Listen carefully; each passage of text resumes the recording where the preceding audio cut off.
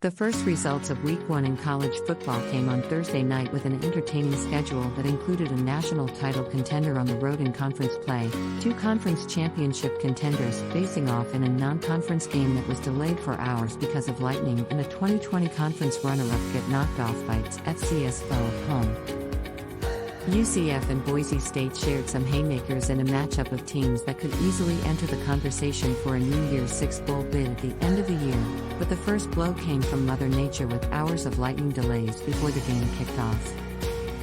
UCF got off to the worst start imaginable, throwing a pick six in the end zone on the first possession and falling 21 points behind late in the second quarter.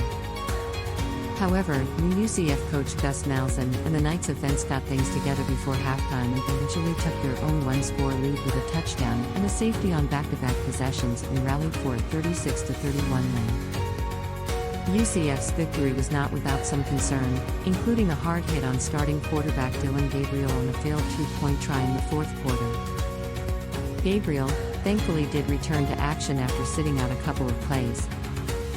The 21-point margin tied the biggest in school history earlier. For Ohio State found itself down 14-10 at halftime against Minnesota, with the Golden Gophers having all the momentum and a tough home environment with plenty of noise from the crowd, all decked in black to match the team's alternate jerseys.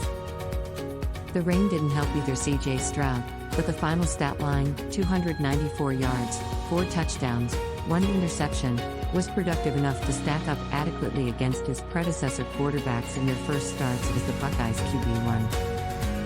The veterans on Ohio State's offense also happened to be the team's wide receivers, which meant Stroud got his lift from the pass catchers as Olave and Wilson took over in the second half. The Buckeyes hit a handful of plays throughout the entire game that went for 30-plus yards, and 3 of them were touchdowns, Olave and Wilson.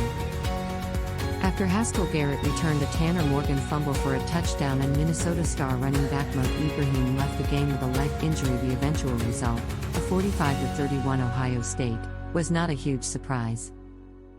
Other highlights from Thursday's Week 1 college football action included Tulsa getting beat by UC Davis, a slow start for Tennessee in what became a 38-6 win against Bowling Green in Josh Heupel's debut, NC State's dominant 45-0 win against USF, and much more.